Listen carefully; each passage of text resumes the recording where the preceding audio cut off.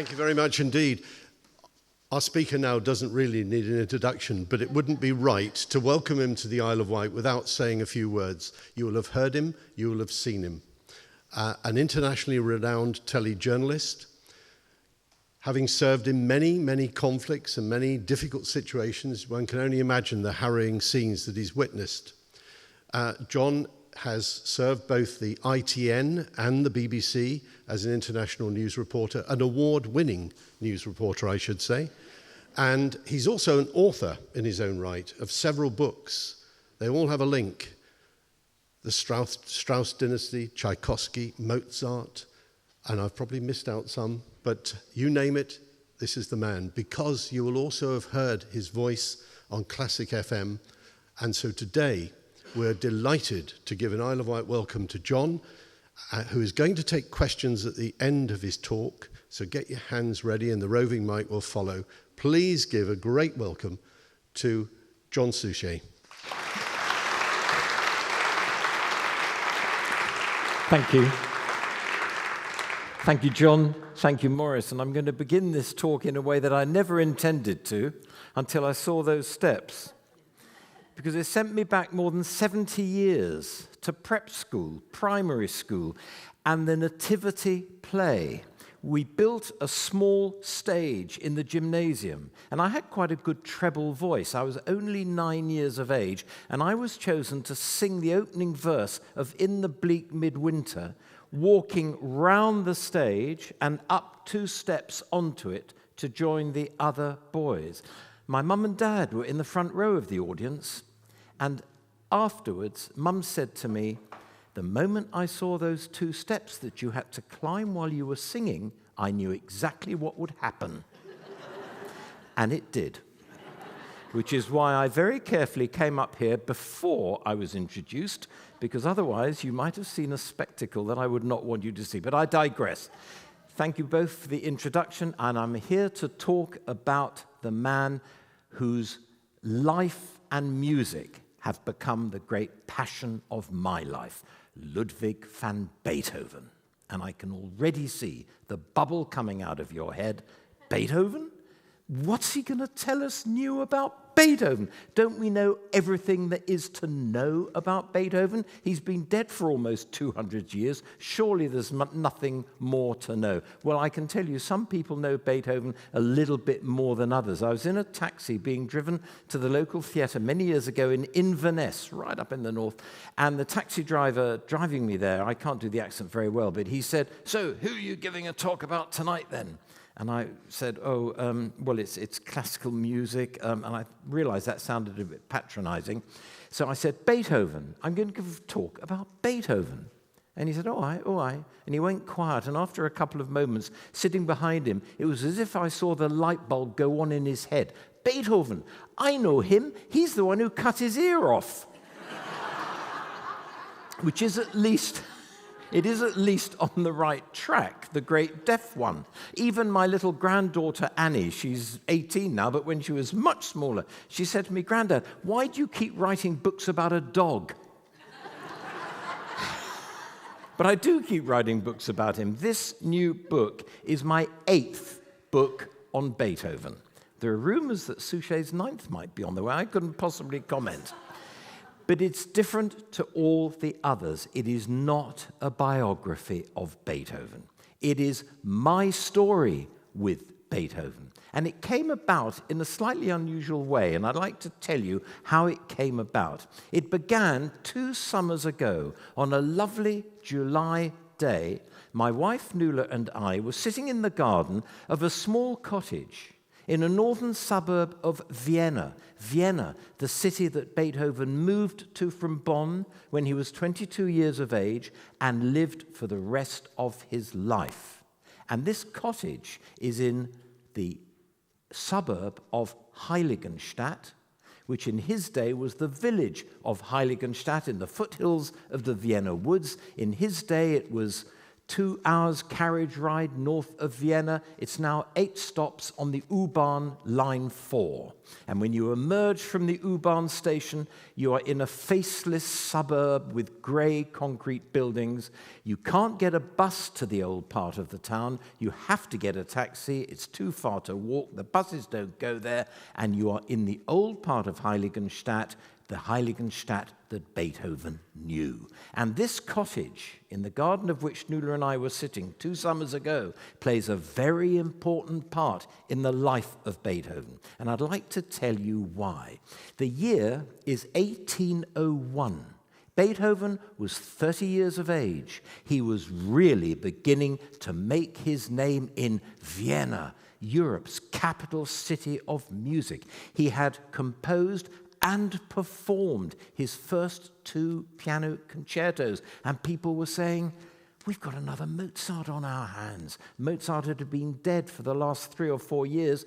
We've got another one. He's even better at the keyboard than Mozart. He had written any number of chamber pieces already. There were rumors that a first symphony would be on the way. But there was a problem. Beethoven had noticed trouble with his hearing. He wasn't able to hear as well as he could, and it seemed to be getting worse.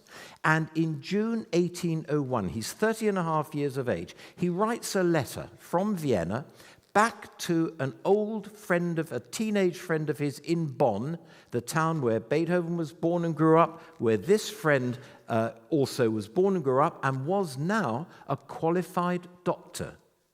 In the letter, he says things about how he's living, what his digs are like, how people are commissioning him to compose new works. Right in the middle of this letter, without any warning, I've noticed a problem with my hearing. If I'm in company and I can't hear what somebody's saying, I ask them to speak up, they shout, and it hurts my ears. What should I do? And his friend wrote back saying, it's just a blockage, Ludwig. Go and see your doctor. He'll give you olive oil, pour it in your ears, put some wool in your ear. You'll wake up in the morning. There'll be molten wax on the pillow. You'll be fine. But somehow he knew. And no surprise that the person he chose to write that letter to was A, a qualified doctor, and B, living hundreds of miles away. Because the one thing he didn't want to happen was for news of his hearing problem getting out in Vienna. It could destroy his career just when it's getting going. Unknown to him, most of his close circle already knew there was a problem. You can only hide encroaching deafness for so long. You can only lip read with the eye line wrong for so long. You can only say, sorry, say that again, for so long before people start saying, you okay? Have you got a problem with your hearing?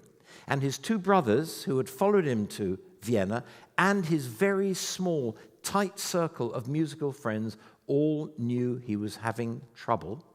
He didn't know that they knew, and they had made a pact amongst themselves. We better not say anything. In case we upset him, we'll wait for him to tell us. And he had not yet chosen to do that.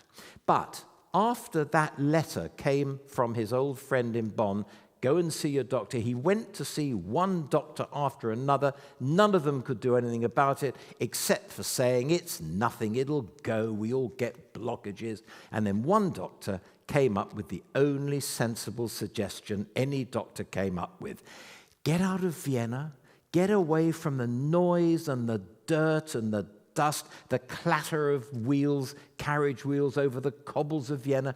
Go into the countryside, rest your ears and relax. Well, Beethoven never needed to be asked twice to go into the countryside. It's something he would do every summer of his life. In Vienna, he would go out into the countryside, rent somewhere for a month, maybe 2 months, stride across the countryside, composing as he walked in nature, making awful sounds and waving his arms around, but he knew he could hear the music in his head. On one occasion, he was doing that so vocally that he caused a herd of oxen to stampede, to the farmer's annoyance.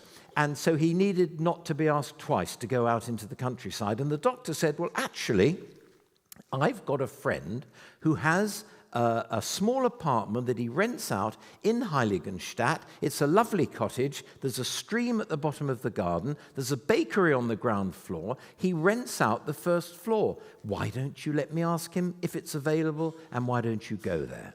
And he did ask. It was available. And in April 1802, when he's now just turned 31 years of age, Beethoven went to this cottage in Heiligenstadt, intending to stay for, 3 weeks, maybe a month. He stayed right through into October. And it was, in one sense, a very successful stay, and in another sense, an absolute disaster. The success first. He was able to compose. He had a piano there. He was looked after by the baker's wife and their daughter, who would bring him fresh bread and food and what have you. He was able to rest and relax, and to his eternal joy, he was able to compose because the stillness, the calm and the quiet rested his ears, and he completed his second symphony there. And he also wrote several piano sonatas, and he wrote a brand new set, a huge set of piano variations, of which more later. But these compositions showed to him that he was still able to compose, although he feared things were going to get worse, but it wasn't stopping him composing yet.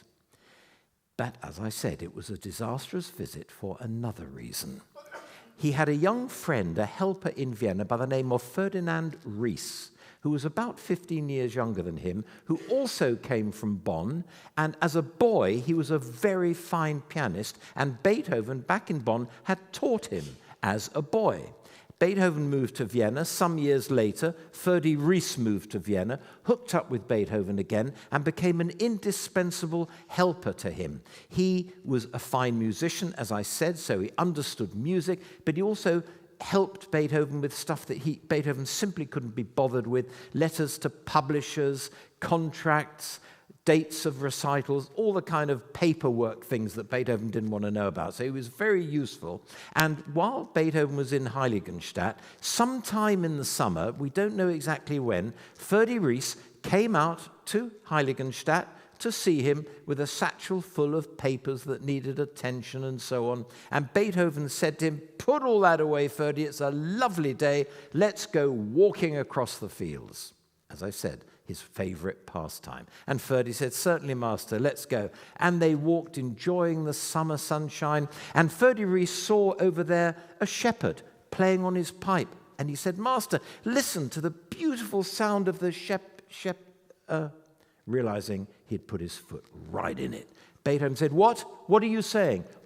Master, I was saying," because as I told you, his close friends knew something was happening with Beethoven's hearing. He didn't know that they knew. So Beethoven said, "What are you saying?"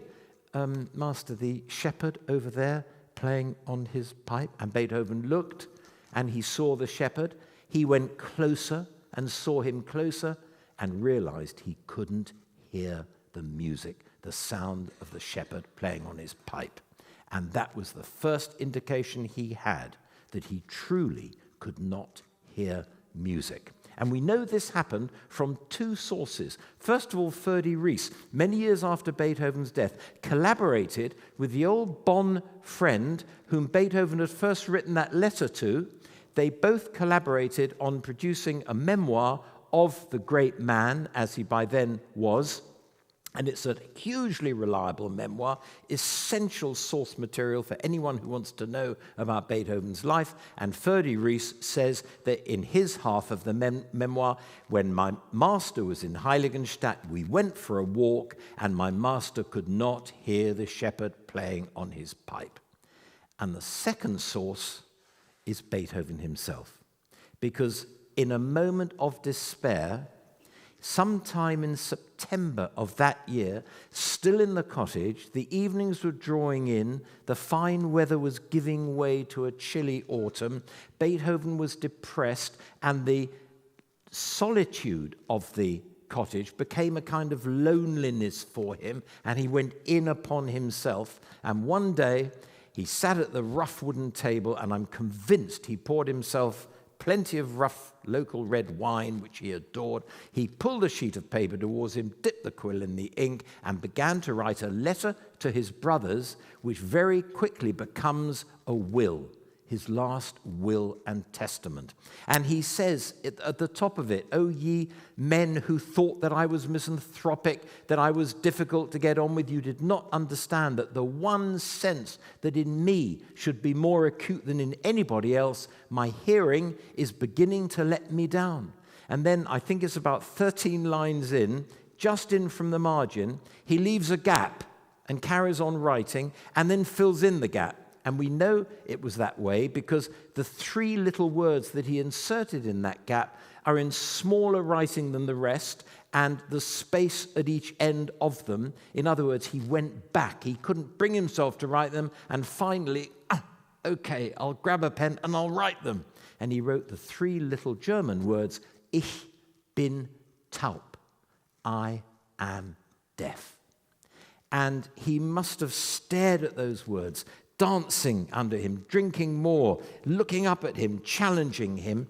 And my belief is that by writing the words down for the first time, after all, in that letter, he had not written the words, "I am deaf." He had simply said, "I'm having a problem with my hearing." Now he's written the 3 words down, including that word taub, which is German for deaf. And by writing that down, he's confronted his deafness, and I believe he has overcome it. Because he writes in the will a little bit later on, "Several times I've considered taking my own life, but only my art has prevented me." And I believe what he's saying is, if the day comes when I can no longer hear my own music, then I will take my own life. What is the point in being alive if I cannot produce the music that I was put on this earth to produce? But you and I know that day never came. Even when the deafness became profound, he carried on composing. And as his deafness worsened, the music became all the more profound and intense, until right at the end of his life we get the late string quartets where he bears his soul to us. He tells us about his deafness. He tells us about overcoming it. It's the most intense set of music I believe that any composer has ever composed. But I want to go back to what he composed in that cottage. I said a huge set of piano variations. Well, the first major composition that Beethoven produced on returning from the cottage in Heiligenstadt to Vienna was what I consider to be the single most important, great, absolutely, almost inhumanly brilliant piece of music, and important in his life than any other composition of his, and that is his Symphony No. 3, the Eroica. And I could stand here and talk to you for the next 2 hours about the Eroica, but I will simply point you to the opening 2 bars. How does the Eroica symphony begin? It begins with 2 massive chords, bang, bang. Then it goes into the opening theme. What is he telling us in those chords? The musicologists will tell you, this is very interesting. He's chosen the key of E flat here. And the reason he's chosen the dominant, forget all that. He is saying, to hell with my deafness. And what follows is, to me, a novel in music. I have listened to this piece of music. Well, actually, I hear it one way or another every single day of my life, and have done for 50 years. I don't have to put it on. I don't have to put earphones in. I can hear it. I wake up with it, and I go to sleep with it. And it is like a novel. I know every note, every bar. I know exactly what's going to happen, but he still keeps taking me by surprise. How did he do that? Why did you do that, Ludwig? And I can tell you now, he wrote the final movement first, almost like a thriller writer who has to write the denouement, who's dead and who was the murderer, then go back and lead up to it. And that's exactly what he does in this symphony. And the reason I mentioned the huge set of piano variations is because the main theme of that set of variations that he wrote in Heiligenstadt is a theme that, I hate the word obsessed. I won't accept that I'm obsessed with Beethoven. I'm passionate about him. He wasn't obsessed with this theme. He was passionate about it. He had already used it for a country dance many years earlier. Then he used it again for the finale of a ballet that he wrote called The Creatures of Prometheus. And it became the main theme of this huge set of piano variations, published in his day as the Prometheus Variations, but known better to us as the Eroica Variations, because it's the same theme that he would use in the final movement of the Eroica Symphony. And if you'll forgive my voice, ba-bam, ba-bam, ba-bam, ba-bam, ba-bam, bam, bam, ba-ba-da-la-ba-da-la-ba, and what he only does with that. That symphony, to me, he is telling us about his deafness and how he overcame it. And the last movement, with that glorious rush to the closing chords, is him telling us, I've overcome it. Watch what I can do now. The Fifth Symphony followed only 2 years later. We get the mighty Emperor Piano Concerto soon after that. And he's saying to us, look what I have achieved. And I believe all that is due to the will that he wrote in this cottage, in which he says, I am deaf. He confronted the words, and in so doing, he's overcome them. And that is the importance of this cottage in Beethoven's life. So, there were we, my wife Nuala and I, sitting in the garden of this cottage, and I'm telling her this story. And I get to the end, I look at her, she's still awake, and I say to her, so now do you understand why this cottage? She said, you've got to write this down. And I said, I already have many, many times in 7 previous. No, I don't want to know his life story. I want to know your story with him. Listen to the passion in your voice, how you're talking about his music. I want to know, when did you first hear his music? How did he come into your life? Why does he stay there? And I thought to myself, I turned to her, actually said, well, that might make 10 pages if I'm lucky, thinking there's no book in that. But I did think to myself, well, I actually can remember the very first time that I heard Beethoven's music. I was 17 years of age, and it was a school trip to Vienna, and I had just started learning German and was very excited by that at school, and I was desperate to go on this trip. Somehow I knew I needed to be on this trip. And I said to my dad, Dad, please send me on this trip to Vienna, please. And he looked at it and he said, but 10 days in Vienna, it costs £25. Do you realize that? Bless his heart, he sent me. I fell in love with the city. All I knew about Vienna then, in 1962 or something like that, was Johann Strauss and the Blue Danube. I knew nothing about the undercurrents of the Second World War, and a rather shameful admission, I went through my whole school career believing that Hitler was German, whereas in fact he was Austrian, and he moved to Vienna, blah, blah, blah, and I knew nothing about it. I knew I needed to go. And I went. And on the final day of our trip, our teacher, Mr. Black, I remember his name, said, right, I've got a big treat for you tonight. I've got us all seats at the Vienna State Opera, and we are going to hear Beethoven's opera Fidelio. I went, Beethoven's opera Fidelio? Oh, my God. And we went up, we had seats in the gods, and we went up there, and I can remember my excitement as the lights went down, the conductor came on, and opened with those, that dramatic opening to the Fidelio overture, bum, ba, bum, bum, ba, bum, bum, bum, bum, bum, blew me back in my seat. And the next sound I heard was massive applause, cries of bravo. I'd slept through the entire thing. I didn't hear a single note of it. 23 years later, I was on a ferry that left Limassol in Cyprus at midnight, steaming east across the Mediterranean to Beirut, the capital city of a country in the grip of civil war, to join my crew there. Camera crew were already there to cover the Lebanese civil war for ITN's News at 10. And I remember the ferry left at midnight, and there was only one other passenger on it, a Danish businessman, and beyond initial salutations, we didn't speak again. We both knew that any sane person would be coming in the opposite direction. But I was excited and fearful.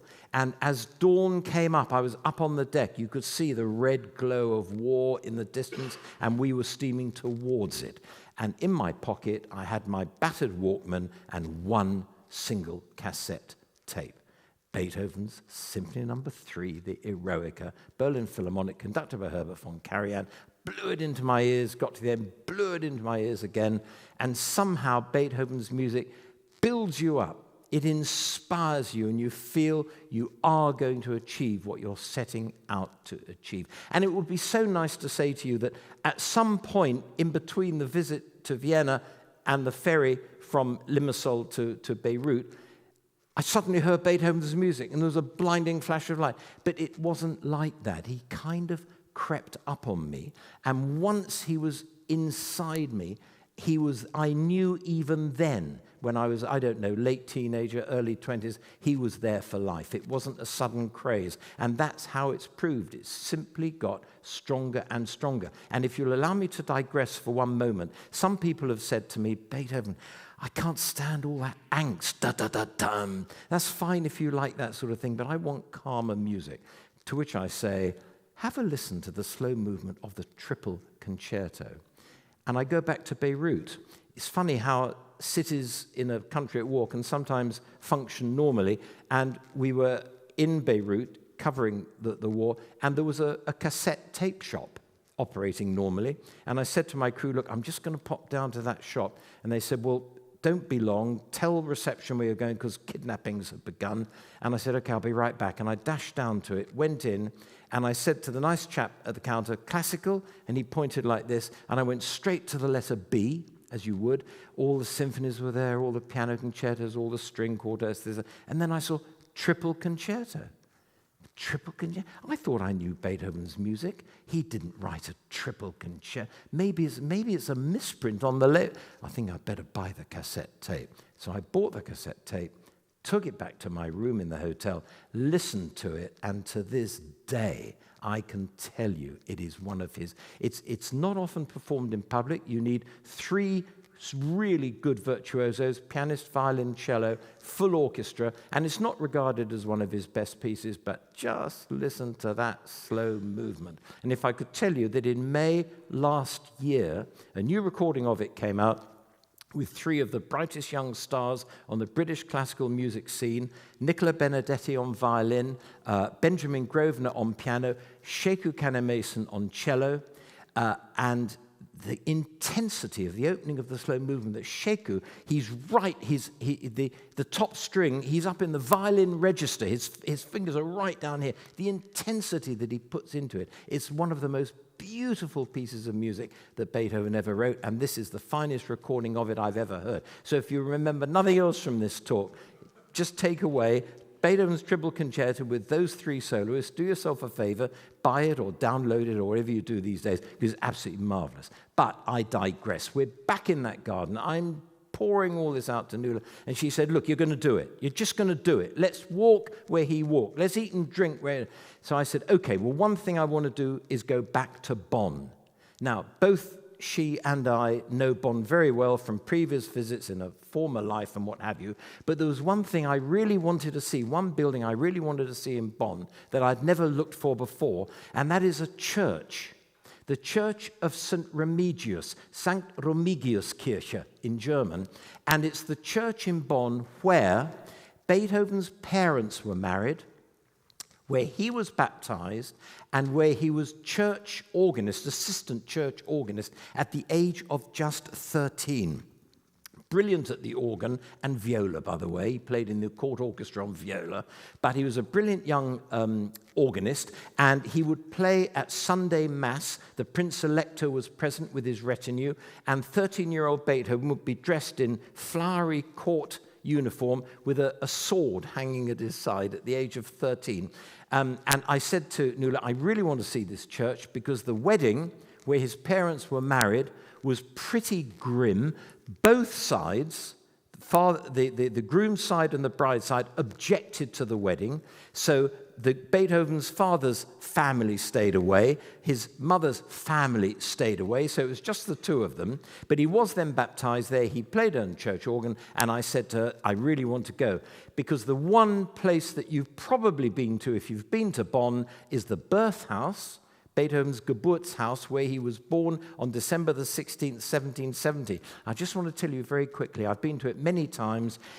It's lovely. It's been preserved. It didn't get bombed out in 2 world wars, but the interior has been completely redone. There are 2 staircases now, neither of them where the original one was. And if you've been there, you will know there's a room on the first floor which is cordoned off with a large bust of Beethoven in the room, because this is the room at the back of the house in which he was born on that date. Well, last time Nuala and I went there, which was not less than 2 years ago, that room was not only no longer cordoned off, there was no bust of Beethoven there, and there was a video installation across the window, which rather surprised me. And when we got downstairs, I said to one of the guys, the room where he was born, and she quickly said, yes, we don't think now that he was born in that room, because he was born on December the 16th, and December in Bonn is bitterly cold. So his mother would certainly have come down here to the ground floor in the kitchen, where the stove was hot, where there's plenty of boiling water. There's no way she would have stayed up there. And I said, so whereabouts would that be? And she said, well, sort of over there where the display cabinets are with portraits on the wall. Nothing left to say that that was once a kitchen. And I know someone who's very highly connected to the Beethoven house, the birth house in Bonn. He told me that when it opened to the public roughly 100 years ago, it became instantly popular, and everybody said, where was he born? We want to know the room he was born in. So the committee got together and said, well, we better choose a room. Why don't we choose that room on the first floor and cordon it off and put a bust there? So if you've been to the Beethoven birth house in Bonn, been upstairs and paid homage to the room, you've got the wrong room. But I digress. We didn't need to go there again. I wanted to go to St. Remigius Kirche. And there is a square in the old town, St. Remigius Platz. And I said to Nuala, look, the church will be there on the square. Let's go there because I want to see it. Off we set, and we quickly found the square, and we walked round it once. We walked round it again. I said, well, where's the church? And I couldn't find the church. And she said, well, what's 200 years ago? Things changed. I said, yeah, but I know, but this is a real landmark point. It would definitely still be here. She said, look, there's a spire over there. And about 50 meters or so away, maybe a bit more, there was a tall church spire. I said, well, it's not. Well, we better go and check it out. Come on, we're wasting our time, but we'll go. So we went to the church. We found it. Big sign outside, St. Remigius Kirche. And I said, thank goodness you made me come, because this is the church. And we went in, and it was quite large and open. Mid-morning, no one else there except just one elderly gentleman sitting in the back pew, just quietly contemplating. And Nuala and I kind of standing over here. And I said to her, right, now, this is the church. This is so important to understand about. This is where his parents were married. And my voice got louder and louder, and I looked across, and to my horror, the elderly man in the back pew was going like this. And I thought, oh, God, me and my voice. Even worse, he started to get out of the pew and walk across. And I began formulating in my head how to say in German, I'm so sorry, I shouldn't have spoken, didn't want to disturb you. But as he got closer, his face softened, and he said in heavily accented Rhineland German, where are you from? And I replied in schoolboy A-level German, I'm from London, my wife is from Dublin. And he said, are you here for Beethoven? I said, yes, that is exactly why we are here, because this is the place where his parents were married, he was better. And he said, yes, you know you're in the wrong church. I said, sorry, had I heard a falsch or a nicht that wasn't actually there? But I ran it quickly back. He had said, this is the wrong church. I said, the wrong church? He said, yes, let me explain to you.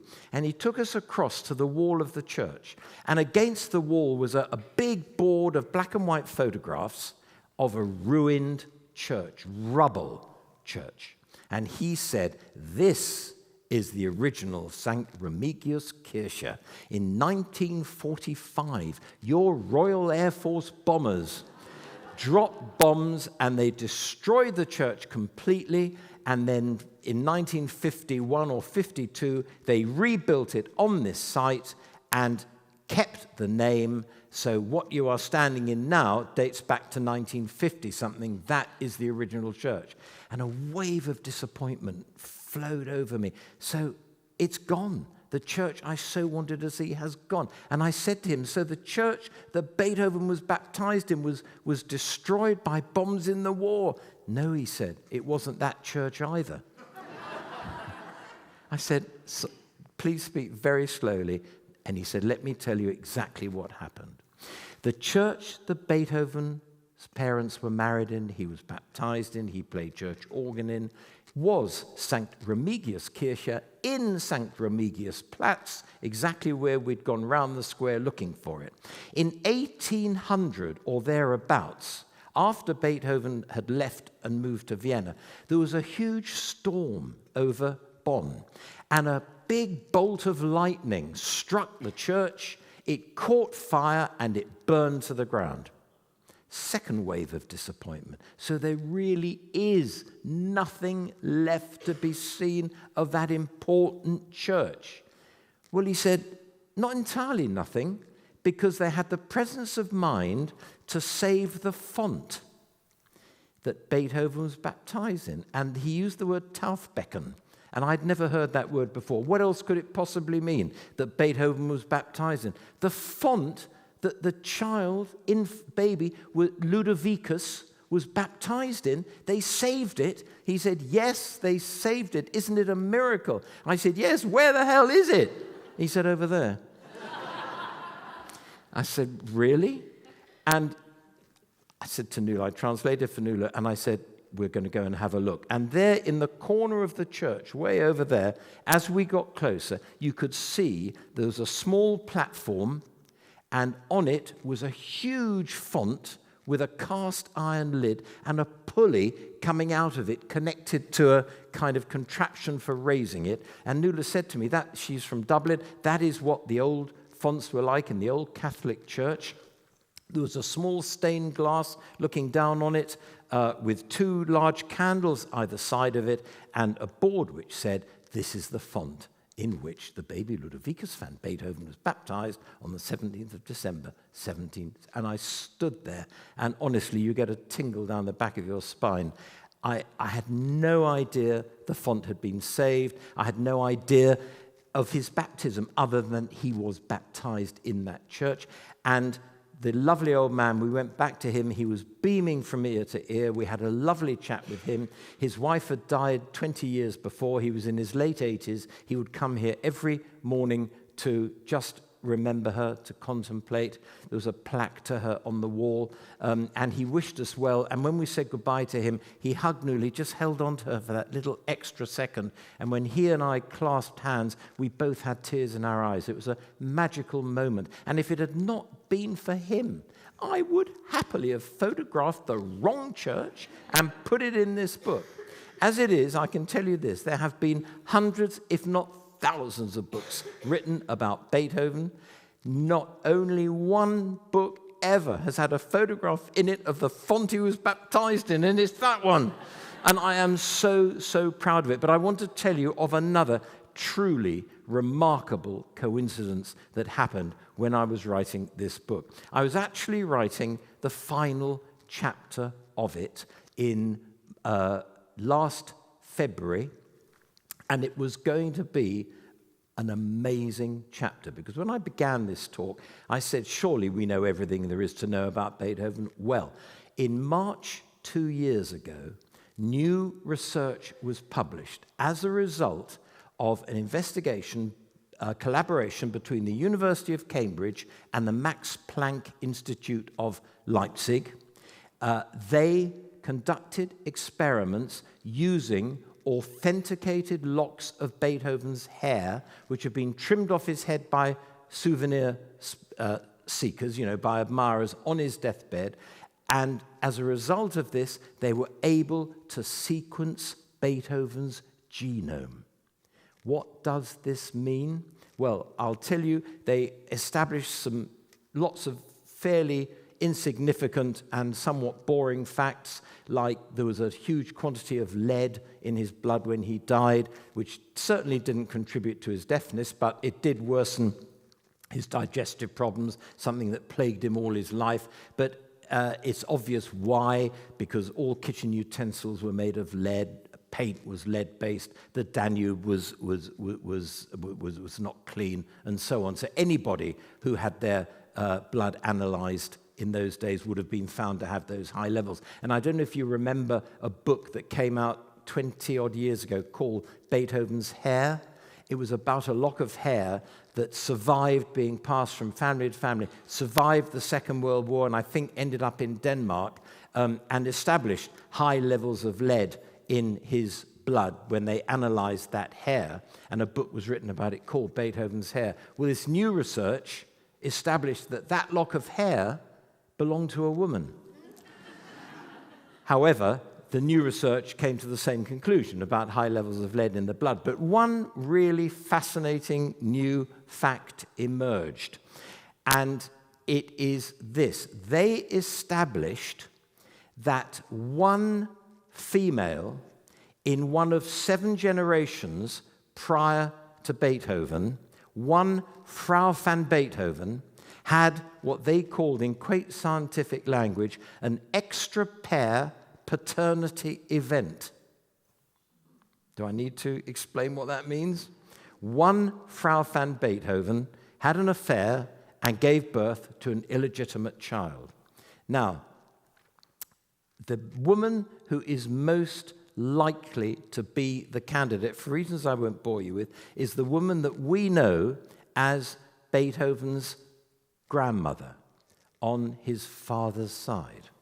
Now, his grandfather was the Kapellmeister who was brought from Mechelen, today Malines in Flanders, Belgium, to Bonn, and that's where he settled and raised his family, and that's why they are Van Beethoven, not von, because they come from Flanders.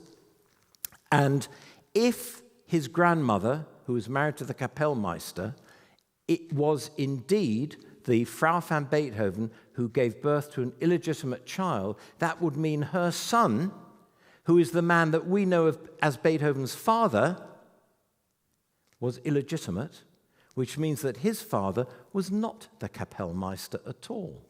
And lots of things drop into place when you know that. The way the grandfather treated the grandmother, who became an alcoholic, he rejected her, the fact he rejected the wedding, and so on and so forth. We can't prove it conclusively, but it is highly likely that Beethoven's grandmother gave birth to the illegitimate son who is Beethoven's father.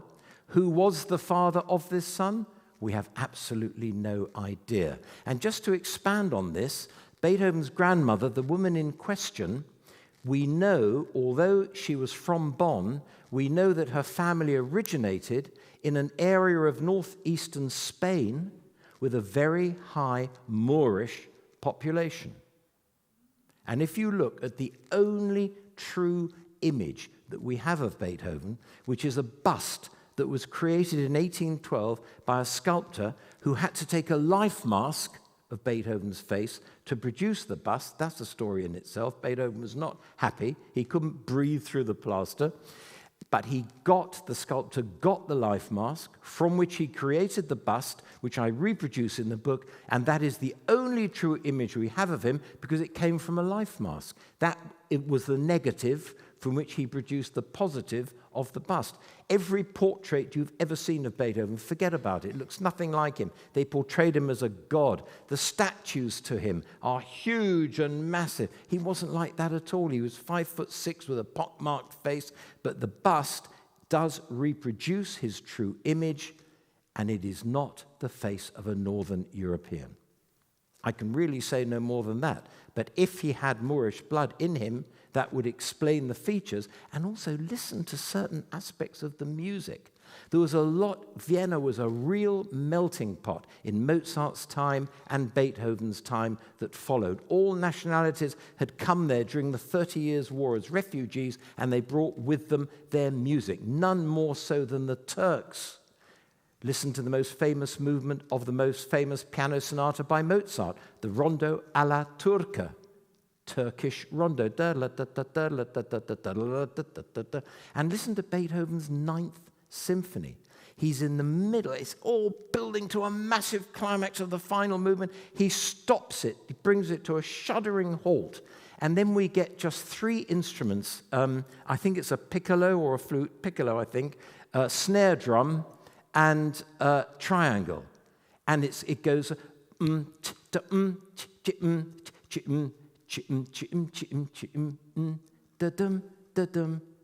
and it then builds back up again. They're not Western rhythms. However, it proves nothing except that it does strengthen the case. And why did these researchers, how were they able to establish all this? I'll tell you how. There are today 5 Beethoven men living in Malines in Belgium, which was Mechelen in Flanders, where the grandfather came from. 5 Beethoven men, all of whom can trace their ancestry back to one Van Beethoven of the 1600s. And all these 5 men share the same Y chromosome. Our Beethoven does not share that Y chromosome. He has a different Y chromosome. So it has thrown his whole lineage, his heritage, into doubt. And where do we go from here? Who knows? But if anybody ever says to you, we know everything there is to know about Beethoven, trust me, we do not. And if we can find established now, 200 years later, what they have established from an authenticated lock of hair, there are several authenticated locks of hair still in existence. Imagine what they will be able to go on to find out in 100 years' time, 200 years' time, or please, next week.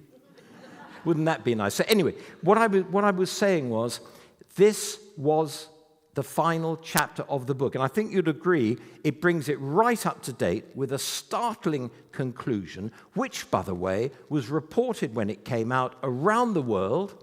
2,000 news reports around the world of the results of the sequencing of his genome. And the New York Times carried it on its front page. The Times, all the broadsheets here carried it. The Frankfurter Allgemeine Zeitung newspaper had a wonderful headline, Beethoven war nicht Beethoven. Doesn't need translating, but the prize for the best headline of all goes to the Hamburg Weekly Die Presse. Their headline was Ludwig van Müller.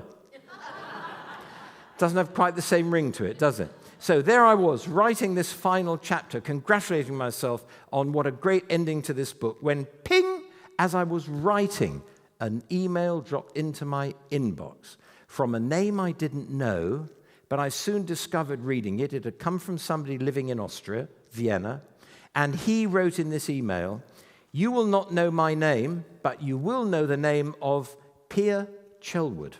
And I went, Pierre Chelwood, oh my God, got to tell you this story, and I've got time, I've got to tell you this story.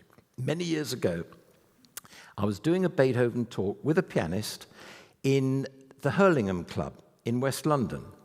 And I'd only just recently started publishing about Beethoven, so I'm going back now 25 plus years. And I always tell the story in the talk with my pianist of how Beethoven fell in love with a female pupil of his to such an extent he decided to propose marriage to her. And in order to kind of sweeten the offer, he composed a piano sonata and he dedicated it to her, and he gave it the title Sonata Quasi una Fantasia, and it was published as Sonata Quasi una Fantasia. Bad luck for him, in that she found the first movement dreadfully gloomy, and the final movement was way beyond her capabilities. Anyway, she turned down his proposal of marriage. But her name was Giulietta Guicciardi, and if you look at the Sonata Quasi una Fantasia today in manuscript, you will see on the top her name dedicated to Giulietta Guicciardi. But you will not see the name Sonata Quasi una Fantasia, because that is not the name by which it became known.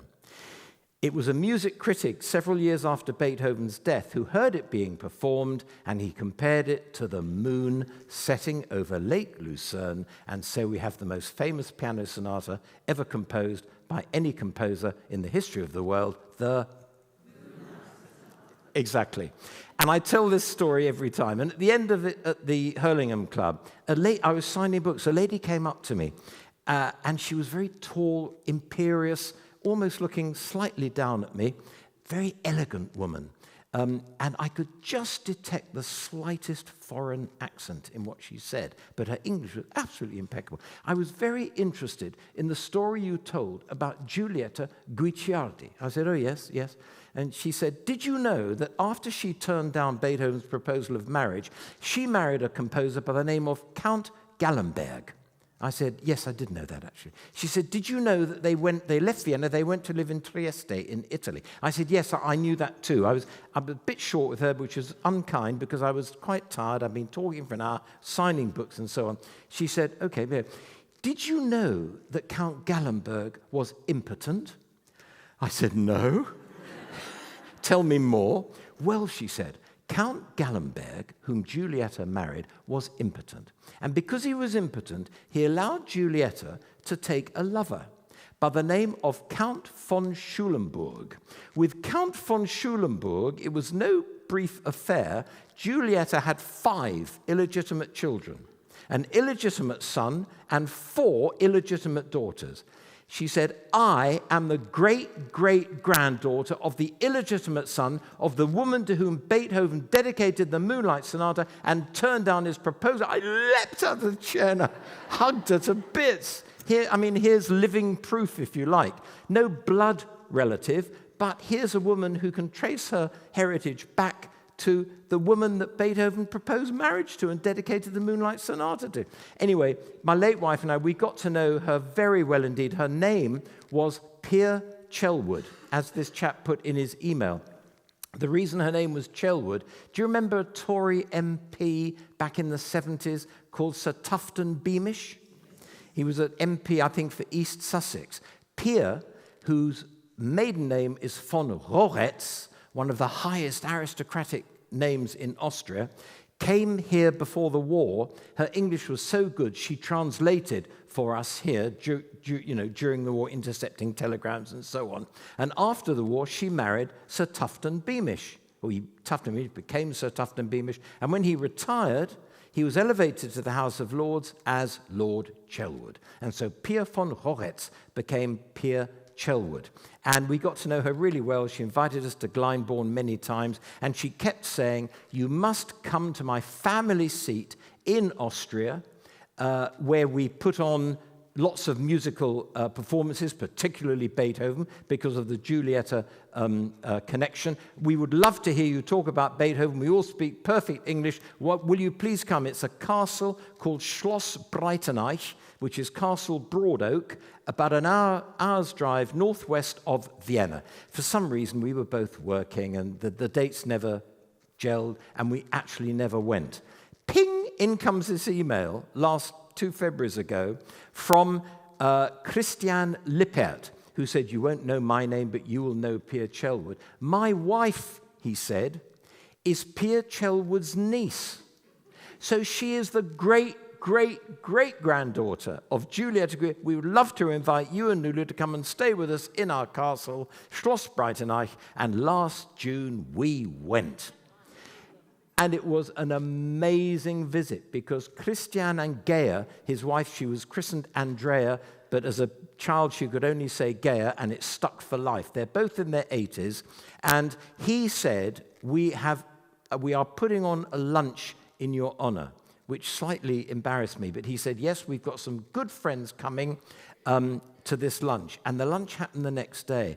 And I don't know how many of you know Austria and Vienna. Even friends of 30, 40 years stand, highly formal. Grüß Gott, gnädige Frau, wie geht's? Ja, and you had to put jacket and tie on. Austria, Vienna is very formal, particularly amongst the high aristocracy. And he invited people who are good friends, not because of the Beethoven connection, but just because they are good friends in high Viennese aristocracy. All the names would be known to Beethoven. Sitting next to me was Countess Thun, whose ancestor, who was an eccentric lady, famously, in a salon, prostrated herself on the ground before Beethoven, pleading with him to play for her, and he refused. And I said to her, I must take your photograph afterwards. Will you allow me? She said, yes, as long as you don't ask me to prostrate myself on the floor. Next to me was Countess Waldstein. If you have a complete set of the Beethoven piano sonatas, you'll know one of the greatest is the Waldstein piano sonata. For reasons that, again, I'd love to tell you, but you'd be here till midnight fast asleep. But she was right next to me. Opposite me was Princess Metternich.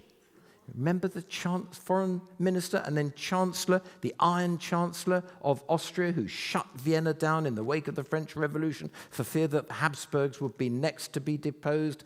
All these names were at this table, and afterwards I lined them up with our host and hostess on the balcony of Schloss Breitenreich, and I took a picture of them, and it's in the book. And in fact, my publisher, this was last summer, said, it's too late. You're not going to get this in. I said, if you do not get this picture into this book, you will never hear from me. It's there. And underneath it, I've said, all names that would be known to Beethoven. You'll say, I know her name. I know.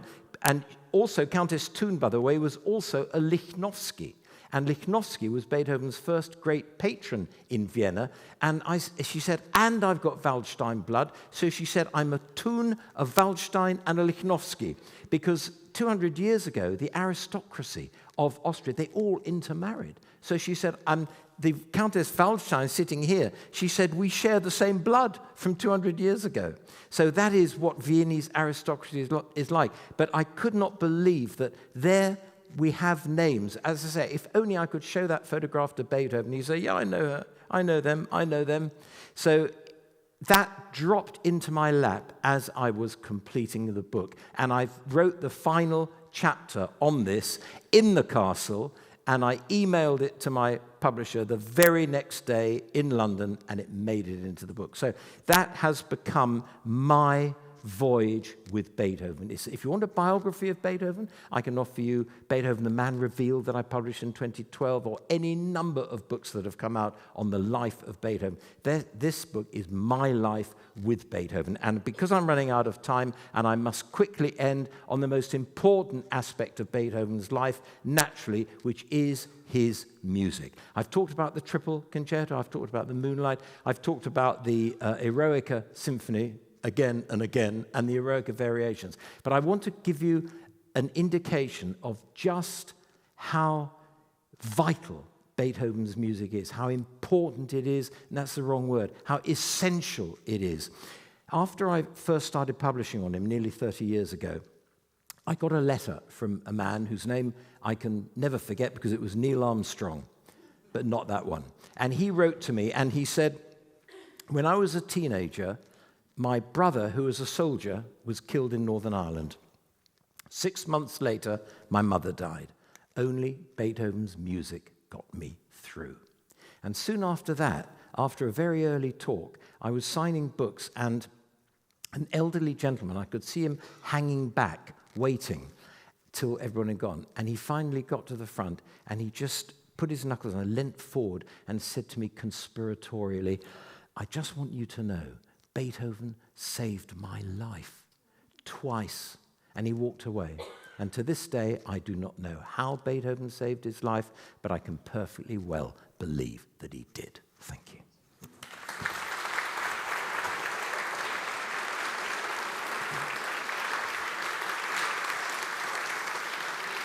Thank you. Stop. Now, please, if anyone would like, we have time for questions. We're okay for questions, aren't we, Maurice? Only a couple of minutes, I'm told. Right, so who would anyone like to stick a hand up and yell at me? Yes, there, sir. There's a microphone coming. Yeah. Back a little bit, sorry. Pertaining to the Eroica Symphony, yeah. No doubt you've read Jan Swatham's book. We wonder why Beethoven chose such a simple tune for the finale of his great symphony. Yeah. And Jan Swatham thinks that it's because it's an English dance, and English dances were the only dances where the partners actually touched, and therefore it represented democracy. So what do you think of that? Yeah. I've just, funnily enough, Nuala and I were in Vienna last week, where we hooked up again with our good friends Christian and Gea, but I was there to make a program for Radio 3 which is going to be aired on October the 26th, Sunday evening, on the 200th anniversary of the birth of Johann Strauss, the Waltz King. And Johann Strauss, believe it or not, when I'm not listening to Beethoven, my next choice is Johann Strauss, who is a lot more than pretty waltz tunes. But the waltz was the first dance in Europe where male and female were not like this, in the old courtly way. They were fully frontal, facing each other, touching bodily, arms around each other, and unsurprisingly, the Roman Catholic Church in Vienna, as the Strauss the Elder became more and more popular, tried to ban it as immoral. They failed because it was sweeping Europe. The government tried to ban it because if you're holding your partner close like this, you can whisper into their ear, Neuer marked, 8 o'clock tomorrow, demonstration against the government. So the waltz was a highly seditious dance. Beethoven did not know the waltz. None of his dances are waltzes. I know the Jan Swofford book. It's a theory. I don't believe it. That theme obsessed him very early on, and he used it first as a country dance because it's quite da-dum, da-dum, da-dum, da-dum, da-dum, dum-dum, da-da-da-da-da-da, but it's not a simple theme. Listen to what he does with it. And you know, the other thing that really annoys me, his greatest set of piano variations are the Diabelli variations. And all the writers on this work, and the 33 variations on it, all the writers say it was a banal waltz by Diabelli. Da-da-dum, da-da-dum, da-da-dum, da-da-da-dum, da-da-dum, da-da-dum, da-da-dum, da-da-da-dum, da-da-da-da-da-da. It's anything but banal. It's what Beethoven can do with it that is so important. And that theme, the final theme of the Eroica, what he only does with it is unbelievable. And since you mentioned the final movement of the Eroica, how does it begin? With a massive run-down, full orchestra, tutti, to use the word. And what would any other mediocre composer do? You know, someone like Mozart or Haydn. They'd carry on, bum, ba-dum, ba-dum, ba-dum. Beethoven stops everything. And what do you get? You get the quietest sound that an orchestra can make. Plucked strings. Bum, bum, bum, bum, bum, bum, bum, bum, bum, bum, bum, bum. And that's exactly how the piano variations begin. Chord. Bum, bum, bum. And then he goes bum, bum, bum, bum, bum, bum, bum, bum, bum, bum. And then it's syncopated, and it's syncopated. And it's fully, I forget how many bars now, but it's fully 2 minutes in before finally we get the full theme, ba-bum, ba-bum, bum, and then he drives it on and upwards. So Jan Swofford is welcome to his theory, but to call that theme banal is just, to me, but thank you for the question. John, I'm sorry, we're going to have to cut it short. Sorry. Let's give a huge thank you to John Suchet. Thank you. Thank you very much. Thank you, Maurice.